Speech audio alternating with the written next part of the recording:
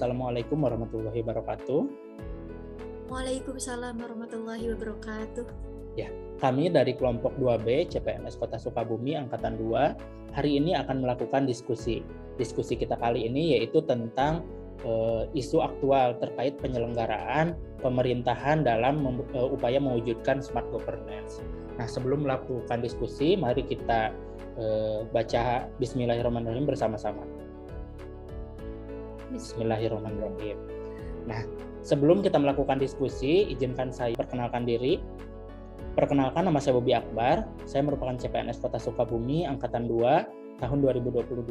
Saat ini saya bertugas di RSUD Syamsuddin SH sebagai ahli pertama perawat. Selanjutnya silahkan Teh Mahardika untuk memperkenalkan diri. Ya, terima kasih Kang Bobi. Perkenalkan, nama saya Mahardika Wiguna. Sama kayak Kang Bobi ya, saya ahli pertama perawat di RSUD Syamsuddin SH. Ya, selanjutnya silahkan Dr. Lila. Ya, Kang Bobi, Assalamualaikum warahmatullahi wabarakatuh.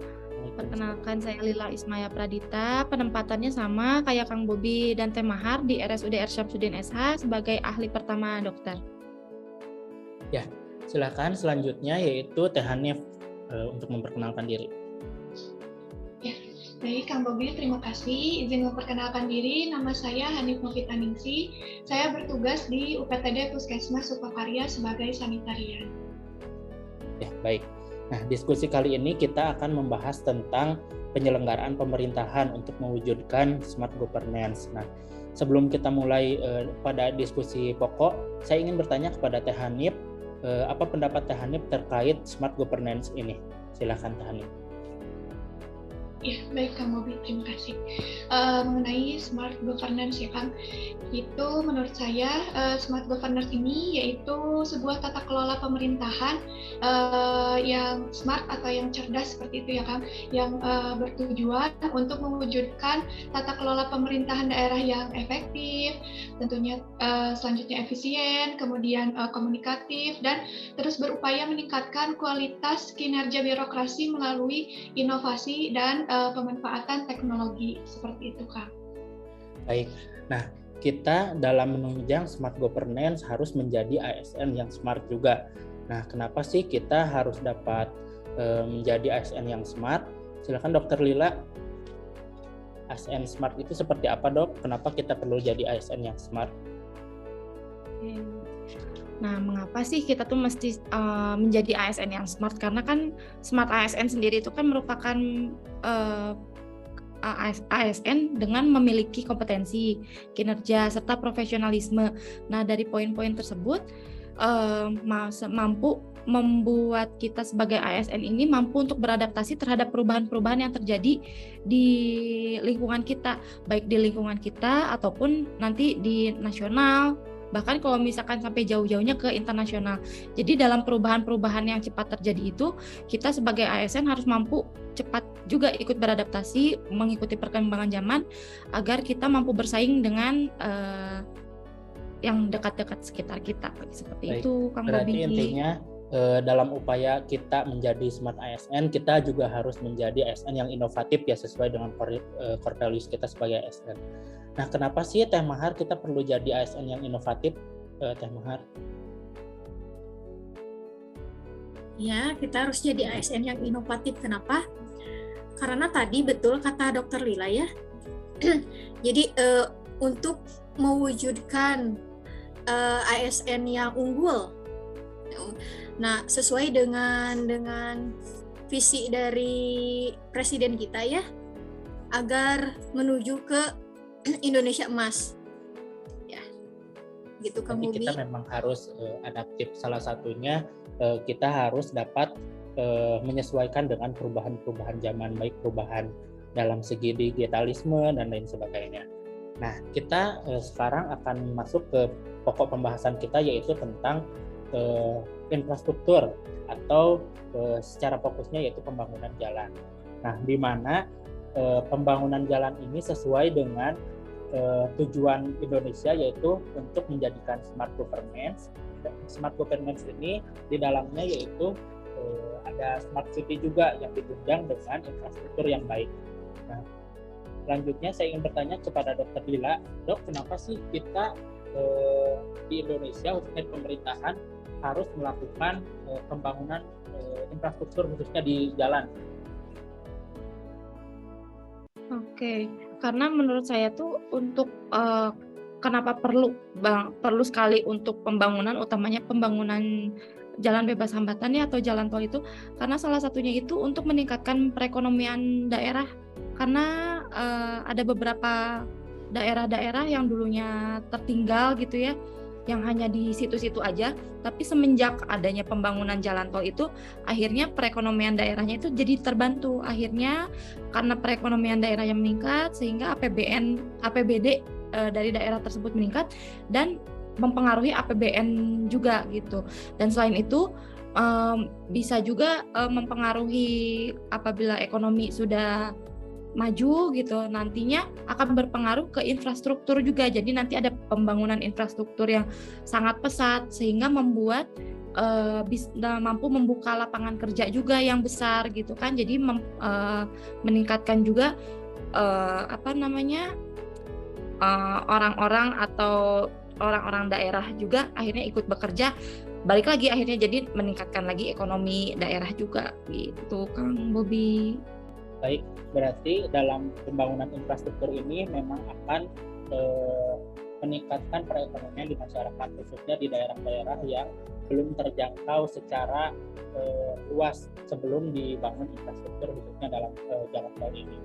Nah, di Jawa Barat sendiri saat ini sedang digencarkan melakukan pembangunan infrastruktur, yaitu salah satunya jalan tol, di mana di Sukabumi sendiri saat ini sedang dibangun tol Bocimi. Nah, terus ada pembangunan juga tol Cisumdawu, Getanci, dan Cigatas.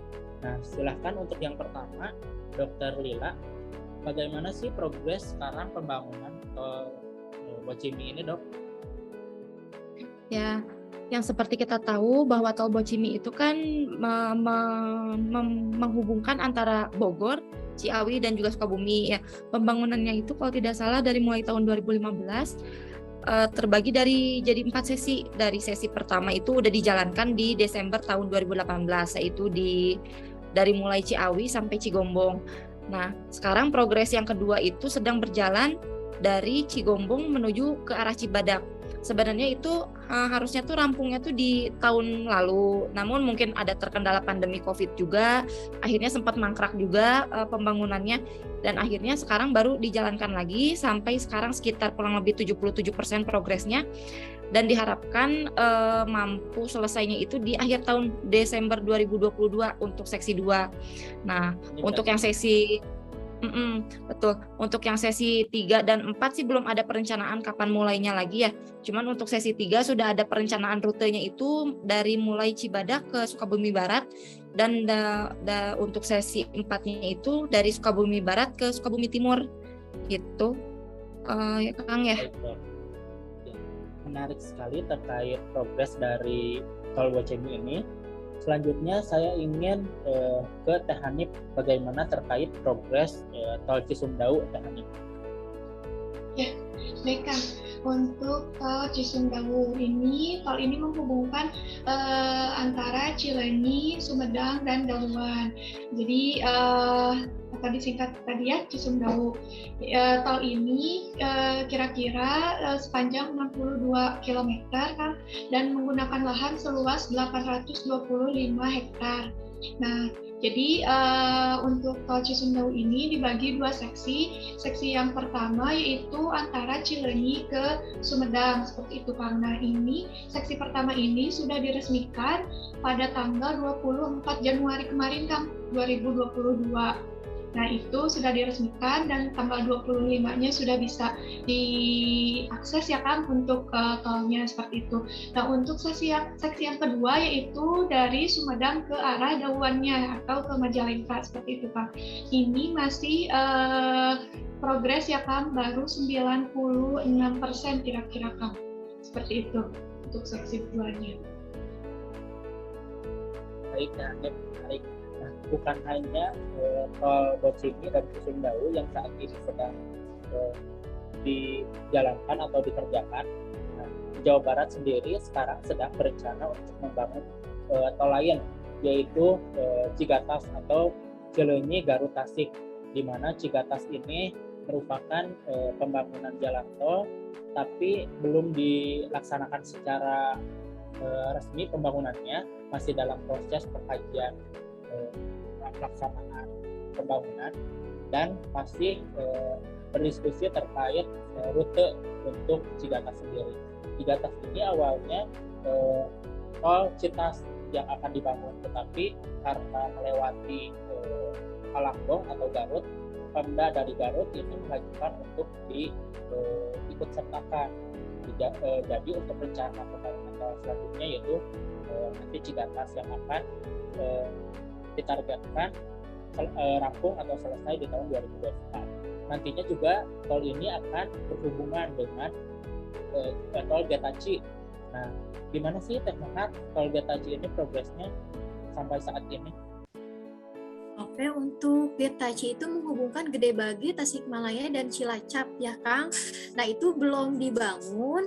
Menurut Gubernur Jawa Barat Ridwan Kamil itu jalan tol Getaci akan dibangun mulai 2023 maaf.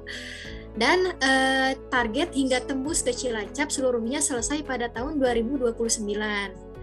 Nah, ini jalan tol Getaci ini memiliki panjang 206,65 km dan akan menjadi yang terpanjang dan termahal di Indonesia dengan investasi 56 triliun dari konsorsium swasta.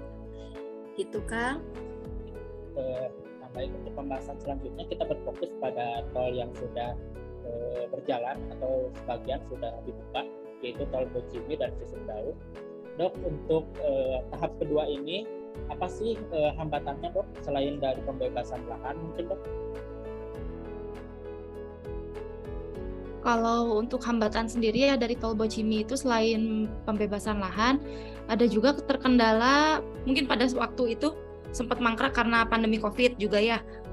Jadi sempat mangkrak banget, terus ditambah dengan kontraktornya juga pada saat itu yang pegang itu PT Waskita sempat tidak ada dana, habis dana, jadi pembangunan proyek tol Bocimi itu sempat terhambat. Tapi alhamdulillah sih sekarang udah mulai jalan lagi.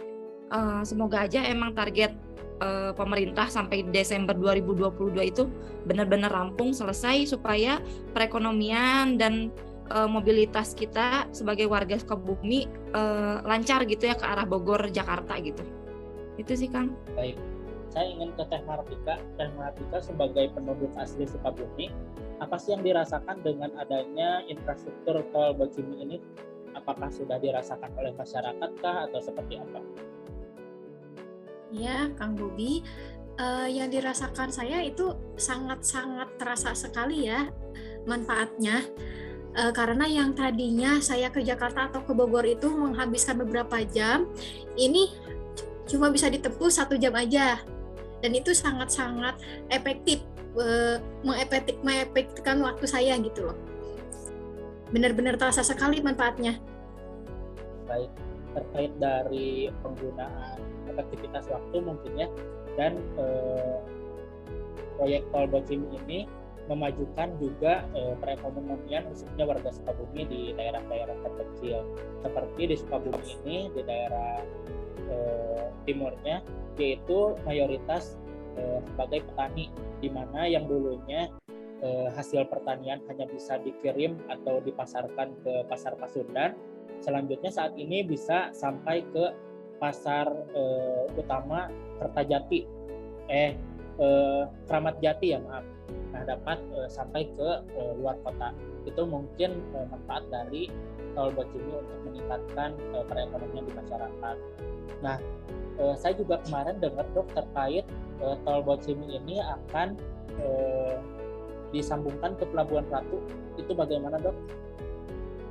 Oh iya, memang katanya sih akan disambungkan ke Pelabuhan Ratu via Cibadak ya. Cuma memang itu masih dalam canangan aja sih, belum kapan dimulainya juga belum tahu karena itu baru perencanaan aja. Itu Kang. Cuman yang saya tahu sih katanya ada beberapa headline berita bahwa Tol Bocimi itu bisa sampai nantinya tembus ke Cilacap. Mungkin itu kalau dihubungkan itu ada hubungannya dengan yang itu Tol Getaci sama Tol Cigatas itu ya Kang, yang tadi udah dibahas ya. Jadi karena nanti sampai di Sukabumi Timur itu perencanaan pemerintah itu akan dilanjutkan tolnya itu dari Sukabumi ke Cianjur ke Bandung. Nah mungkin dari Bandung itu sendiri kan nanti ada tol Cileunyi. Nah nanti pelanjutannya itu dari Cileunyi ke arah Garut, ke arah Tasik, terus nanti dilanjutkan ke Cilacap gitu palingan Kang. Baik. Nah, jadi dalam pembangunan tol Bocimi ini bukan hanya berdampak pada ekonomi hasil pertanian saja, tetapi juga kalau misalkan memang dihubungkan dengan Pelabuhan Ratu akan meningkatkan sektor pariwisata juga di Sukabumi, yang nantinya akan meningkatkan juga pendapatan Kota Sukabumi ataupun Kabupaten Sukabumi. Nah, bukan hanya dalam bidang pariwisata, dalam bidang kesehatan pun jika ditunjang dengan infrastruktur yang baik, maka akan meningkatkan proses pelayanan kesehatan. Contohnya misalkan dari rumah sakit daerah akan merujuk ke rumah sakit rujukan pusat nasional ataupun provinsi. Nah itu jika ditunjang dengan infrastruktur yang baik, maka akan terwujudnya pelayanan kesehatan yang lebih baik. Nah itu mungkin hasil diskusi dari kelompok kita. Jadi kesimpulannya, jika memang infrastruktur di Indonesia khususnya di Jawa Barat dan di Sukabumi dibangun sedemikian rupa untuk ditingkatkan, itu akan meningkatkan perekonomian kita sebagai masyarakat daerah, akan meningkatkan juga pendapatan dari daerah tersebut, juga akan meningkatkan sektor pariwisata di daerah tersebut, dan akan meningkatkan khususnya kita sebagai kesehatan, yaitu akan meningkatkan pelayanan kesehatan kepada masyarakat, sehingga masyarakat dapat merasakan dampak positif dari pembangunan infrastruktur tersebut. Nah, mungkin itu saja yang dapat kami diskusikan terkait diskusi hari ini. Terima kasih semuanya atas partisipasinya. Mohon maaf bila ada salah-salah kata. Wassalamualaikum warahmatullahi wabarakatuh. Waalaikumsalam warahmatullahi wabarakatuh.